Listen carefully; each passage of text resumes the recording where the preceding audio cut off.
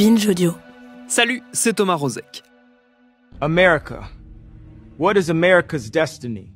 What is best for our nation, our people? What is just? True justice. We have to think about all these things together as a people. To contemplate our future, to live up to our dream, we must have vision. We as a people will revive our nation's commitment to faith, to what our Constitution calls the free exercise of religion, including, of course, prayer.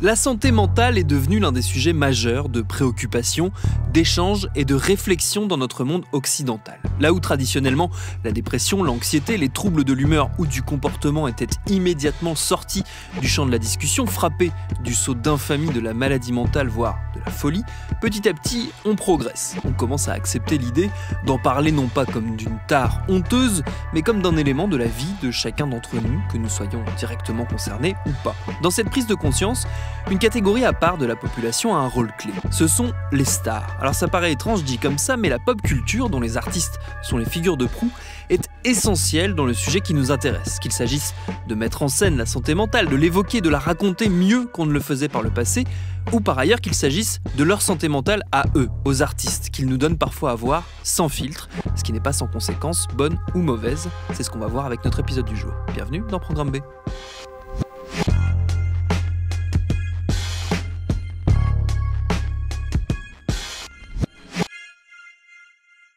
Qu'il s'agisse des tweets frénétiques de Kanye West ou des inquiétudes sur l'état et la liberté relative dont bénéficierait Britney Spears, pour prendre deux exemples récents, nous sommes régulièrement face à ce choc entre des personnalités excessivement publiques et des souffrances a priori excessivement privées, intimes. J'en ai discuté avec mon invité du jour, le psychiatre Jean-Victor Blanc, médecin à l'hôpital Sainte-Anne de Paris et auteur de l'excellent livre Pop et Psy chez Plomb. Je lui ai demandé quel rôle le public, nous, avions à jouer lorsque nous nous trouvions confrontés à des stars ou des personnalités dévoilant parfois très brutalement leur moment de souffrance mentale. Finalement, je pense que le regard qu'on porte sur une célébrité, un personnage public qui va mal, effectivement en ce moment c'est beaucoup centralisé autour de Kanye West. Auparavant, ça a pu être Britney Spears ou Whitney Houston, Amy Winehouse, dans les exemples peut-être les plus marquants et récents. Finalement, le regard qu'on porte là-dessus, c'est un peu le regard que la société porte sur la maladie mentale.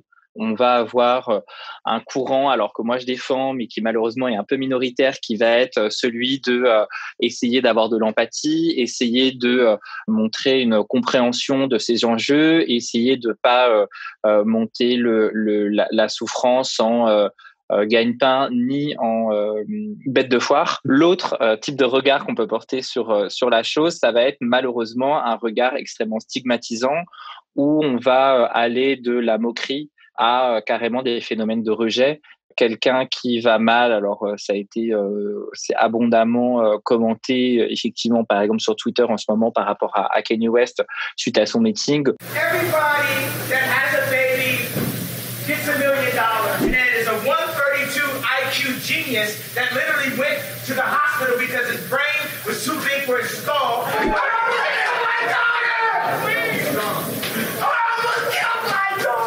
Où finalement on le voyait comme dans un état de détresse manifeste et la plupart des réactions étaient de l'ordre de la moquerie. Kanye West en larmes, qui hurle évidemment, comme tout ce que fait Kanye West, le discours fait la une des réseaux sociaux cette nuit. Avec un regard extrêmement dur, extrêmement compliqué, extrêmement violent, qui prend pas du tout en compte justement la santé mentale.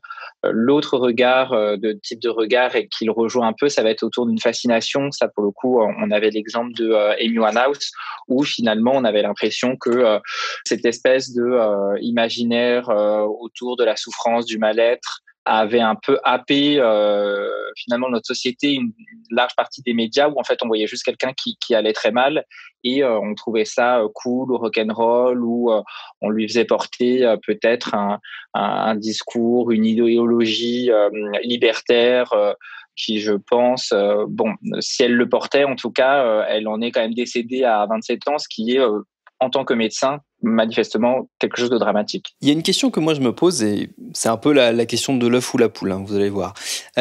C'est en gros, est-ce que la détresse mentale et liée à la grande exposition? Est-ce qu'elle peut être en partie liée à la très grande exposition que vivent ces gens, notamment via les réseaux sociaux? Ou est-ce que la très grande exposition, le besoin de célébrité, le besoin de beaucoup s'exposer est lié à la détresse mentale? Lequel précède l'autre? Alors, je vais vous faire une réponse de psychiatre en vous disant que c'est un peu les deux et que les choses sont jamais caricaturales ni dichotomiques. Ce qui est sûr, c'est que la maladie mentale, c'est quelque chose de fréquent, de peut-être plus fréquent que ce qu'on avait l'habitude de croire. On sait que c'est une personne entre une personne sur 4 et une personne sur 5 qui va être concernée au cours de sa vie. Donc, forcément, à travers toutes les célébrités, on retrouve des personnes qui parlent de leur santé mentale, qui ont des troubles psychiques, puisque c'est quelque chose de fréquent. On sait aussi que certaines professions artistiques attirent certaines personnes qui ont des fragilités. On sait aussi que le facteur de stress que peut représenter la célébrité et aussi le rythme auquel sont soumis un certain nombre de ces célébrités. Et là, je pense particulièrement, par exemple, au monde de la musique, avec les enjeux autour des tournées, etc. I never took a break. I never learned how to just put myself before my career. I just didn't. I just started making records basically right out of high school and never stopped. On sait que tout ça, finalement, ça dégrade la santé mentale et donc ça augmente le risque, finalement, qu'il y ait cette visibilité.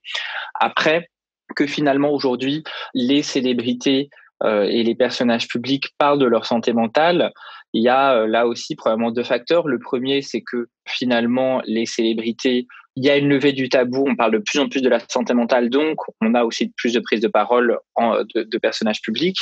L'autre élément est probablement aller chercher du côté des réseaux sociaux, puisque par rapport à avant, où les communications étaient quand même extrêmement verrouillées, quelqu'un comme Britney Spears ou même si on prend la génération d'avant, des Michael Jackson, Whitney Houston, George Michael, Prince, qui tous ont eu des gros problèmes de santé mentale, sont tous décédés à des âges assez jeunes, finalement n'avaient jamais eu l'occasion de porter cette parole-là dans l'espace public aussi, puisque clairement ça faisait peur et qu'il n'y avait pas ce lien direct que les personnages publics peuvent avoir aujourd'hui vis-à-vis de leurs fans et des gens qui les suivent. Est-ce qu'on peut voir aussi malheureusement pour eux, pour elles et eux, pour ces personnes qui souffrent et qui le montrent, un aspect positif qui serait qu'elles se transforment en porte-parole ou en tout cas en vulgarisateur de ce qu'est la réalité de la détresse mentale? Je pense à quelqu'un comme Mariah Carey, par exemple, qui a pu avoir plus ou moins ce rôle-là autour de la bipolarité, même si ça s'est un peu retourné contre elle. Bien sûr, alors c'est ce qui est assez fascinant, c'est que les célébrités endossent un peu ce rôle. On n'a jamais autant parlé de troubles bipolaires, par exemple, au cours des 5 dernières années, que lorsque Mariah Carey a fait son coming out par rapport à son trouble bipolaire, et qui pour le coup était un coming out à un moment où elle allait bien, où elle en parlait de manière posée et où finalement elle le disait en disant voilà, j'en parle aujourd'hui parce que je vais bien, que j'ai trouvé l'aide psychologique, psychiatrique, médicamenteuse et que du coup je veux en parler pour alléger le stigma qui portait sur la maladie. Donc clairement ça c'est plutôt positif. Alors le deuxième moment dans lequel on a le plus parlé, c'est clairement cet été avec Kanye West qui là semble quand même une communication qui est moins contrôlée à un moment où clairement il n'est pas là pour nous dire je vais bien pour le coup. Donc ça c'est sûr que c'est quelque chose d'extrêmement important. Après l'effet finalement de rôle modèle que les célébrités peuvent avoir et finalement ils l'embrassent plus ou moins. Alors là-dessus je vous encourage à regarder le spectacle de Carrie Fisher. Now this will really impress you. I am in the abnormal psychology textbook. How cool is that? Now keep in mind, I am a Pez dispenser and I'm in the abnormal psychology textbook. Who says you can't have it all? Wishful Drinking, qui est extrêmement drôle. Elle parle justement de sa bipolarité, elle parle de certains traitements qu'elle a eus, notamment les fameux électrochocs. Bon, le spectacle est extrêmement drôle et à un moment, elle dit que justement, de manière extrêmement ironique et ludique, elle a eu beaucoup plus de prix en tant que personnes ayant des troubles psychiques et en ayant parlé, elle dit oui, j'ai eu l'award de le survivor du bipolaire, j'ai eu l'award de la lutte contre la santé mentale, et elle dit que par contre, elle a jamais eu aucun prix en tant qu'actrice ni en tant que auteure, puisqu'elle écrivait des livres également. Et donc, bon, elle était devenue un peu cette championne finalement de la prise de parole, un peu au détriment du reste de sa carrière artistique, et en disant ça, bien sûr, avec énormément d'humour et de second degré, mais effectivement, c'est un des risques. Ceci dit, là aussi, les choses sont en train de changer, et je trouve que les personnes sont de moins en moins assignées uniquement à la maladie mentale quand ils en parlent, et ça aussi, c'est quelque chose de positif. Est-ce qu'on n'est pas aussi en train d'évoluer dans notre perception globale de ce qu'est une star qui, en grande partie, était supposé être quelqu'un qui n'allait pas bien, de toute façon. Et ça faisait partie, c'est ce qu'on disait un peu tout à l'heure sur Amy Winehouse, ça faisait partie d'une espèce de folklore hérité du rock'n'roll, sans doute, de la star polytoxicomane complètement à l'ouest, et qui, de toute façon, vit une vie tellement dissolue que elle est dans une autre réalité. Là, on n'est pas dans le même discours quand on entend des gens comme Mariah Carey, et même, dans une certaine mesure, des gens comme Kanye West. La prise de position n'est pas la même, j'ai l'impression. Effectivement, on sort quand même de cette fascination autour du mal-être, et ça, je trouve ça extrêmement positif, puisque bien sûr, c'est des messages d'incitation à la drogue, etc., qui sont délétères in fine pour les personnes fragiles. Quand on voit que Lady Gaga consacre son dernier single à un médicament antipsychotique dont elle dit qu'il aide son cerveau à fonctionner et à créer, effectivement, c'est quand même des prises de parole qui sont, moi je trouve, extrêmement avant-gardistes et finalement extrêmement positives, extrêmement novatrices vis-à-vis des clichés un peu éculés du style on peut pas créer sans être sous abus de substances, etc. Alors qu'on sait que finalement ça se retourne contre les personnes plus ou moins artistes d'ailleurs. De manière générale, c'est un des axes que vous développez dans le livre que vous avez signé sur le sujet. La pop culture a toujours été une forme de reflet de notre savoir sur la santé mentale. En tout cas, il y a toujours eu dans la pop culture, et notamment dans le cinéma, parce que ça c'est quelque chose qui revient beaucoup dans votre livre, un regard sur la santé mentale. Effectivement, la pop culture, et c'est pour ça que je trouve que c'est un outil fascinant pour parler de la maladie mentale, elle s'empare finalement un peu de tous les grands mouvements qui traversent notre société, et elle arrive, je trouve, à représenter quand même une diversité, que ce soit du point de vue ethnique, du point de vue de l'orientation sexuelle, que ce soit vis-à-vis du handicap, et donc vis-à-vis également de la santé mentale. Et finalement, il y a quelque chose qui se potentialise entre à la fois un phénomène devient plus fréquent, donc on le retrouve dans la pop culture, et en même temps on le retrouve dans la pop culture, et donc finalement, in fine, c'est plus facile d'en parler dans la société. C'est sûr que si on compare à ne serait-ce qu'il y a une petite dizaine d'années, des célébrités qui parlaient à visage découvert d'une maladie comme le trouble bipolaire, il y en avait extrêmement peu. Et quand elles le faisaient, c'était en général soit post-mortem, soit indépendamment de leur volonté. Bon, aujourd'hui, pour un vingtenaire ou quelqu'un de plus jeune, voir Selena Gomez parler de son lupus, mais aussi de son trouble bipolaire, en disant que finalement c'est une maladie comme les autres et qu'elle a fait le choix de se soigner, c'est sûr que ça envoie un message qui est extrêmement fort, puisque c'est ce qui est fascinant aussi avec la maladie mentale, c'est qu'à la fois c'est quelque chose qui peut inspirer de la crainte, qui en même temps reste quand même assez fascinant. Et effectivement, les films de Volodymyr Coucou, pour citer un peu le film emblématique, on pourra en reparler, même si il donne pas une image extrêmement positive, à la série Ratched qui vient de sortir sur Netflix, on voit vraiment qu'il y a une espèce de passion du 7e art pour la maladie mentale. Mais est-ce que justement là aussi on n'assiste pas, et vous en parliez à l'instant, à une évolution de la perception, et où parfois la maladie mentale a pu être présentée uniquement sous l'angle de stéréotypes et de la folie et de tout ce qu'on connaît de clichés autour de ça, on arrive à une vision plus proche de la réalité, de ce qu'est la réalité de la santé mentale. Je pense par exemple au succès d'une série comme In Treatment, qu'on n'aurait peut-être pas imaginé il y a 30 ans, et qui, c'était maintenant il y a une dizaine d'années, a comme ça mis le nez dans ce qu'était le quotidien de la psychiatrie finalement.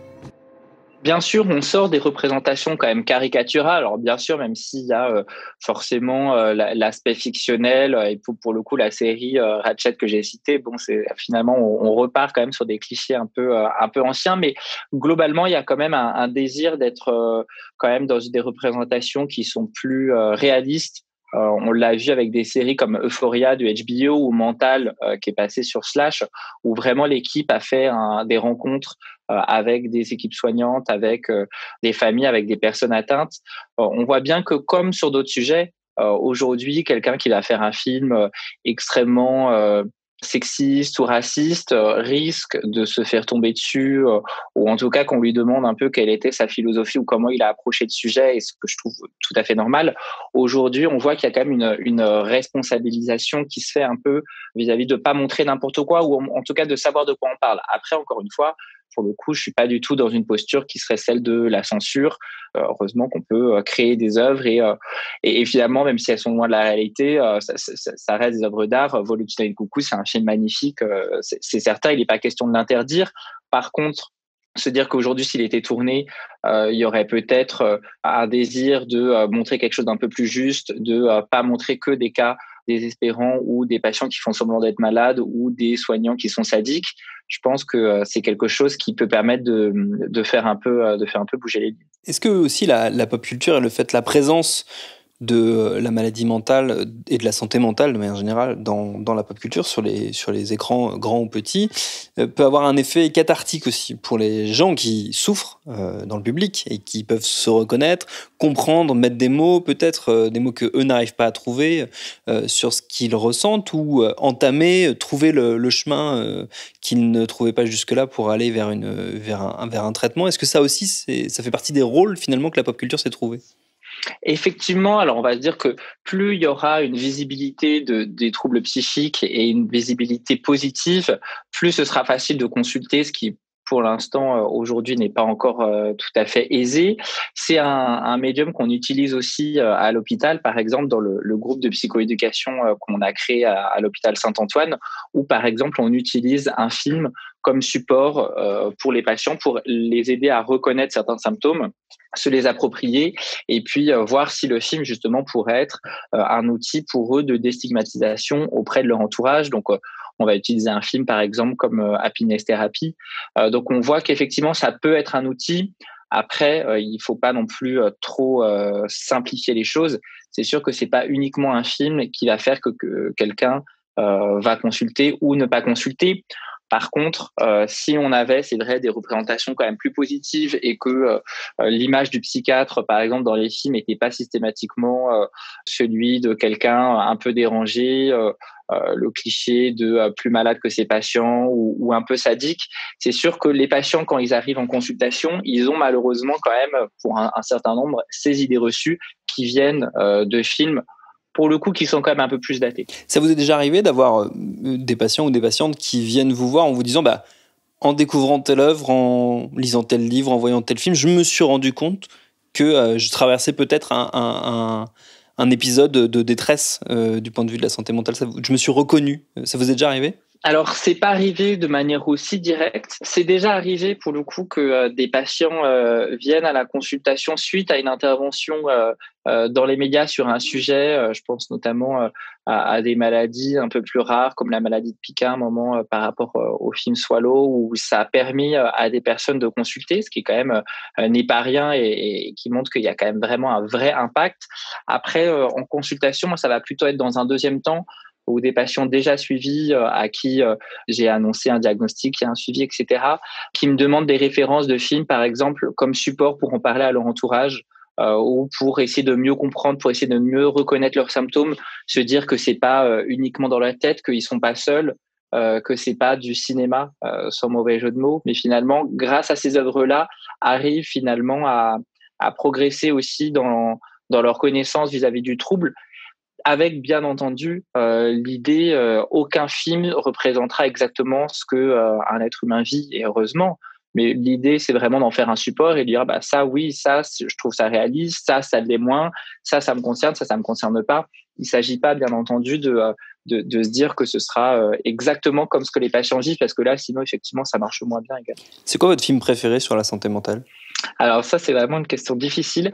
Dans les films qui m'ont le plus marqué récemment, enfin on va dire dans les 5 dernières années, c'est probablement le film de Noémie Milowski, Demain et tous les autres jours, qui est un film extrêmement juste sur une maman atteinte de schizophrénie, même si le diagnostic n'est pas explicité, et qui, pour le coup, est un des tableaux les plus justes que j'ai pu voir à propos de la schizophrénie, loin justement de l'image du serial killer, loin de l'image de la personne pour laquelle on ressent pas du tout d'empathie. On voit que c'est une mère qui a un trouble qui l'empêche de faire ce que elle souhaiterait ou ce que la société souhaiterait qu'elle fasse, et qui gère ça, qui deal ça. Et j'ai trouvé ce regard vraiment extrêmement touchant. Donc je pense que c'est un des plus peut-être un des plus surprenants aussi.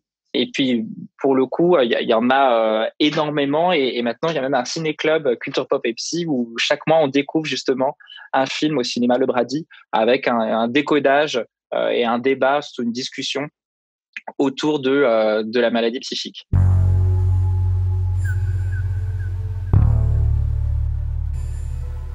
Et le prochain ciné-club Pop et Psy aura lieu, si tout va bien, le 20 octobre prochain à Paris au cinéma Le Brady. Il sera projeté le film Young Adult de Jason Reitman et il sera question d'érotomanie. Merci à Jean-Victor Blanc pour ses réponses. Programme B, c'est un podcast de Binge Audio préparé par Lauren Bess, réalisé par Mathieu Thévenon. Abonnez-vous sur votre appli de podcast préféré pour ne manquer aucun de nos épisodes. Facebook, Twitter, Instagram pour nous parler. Et à demain pour un nouvel épisode.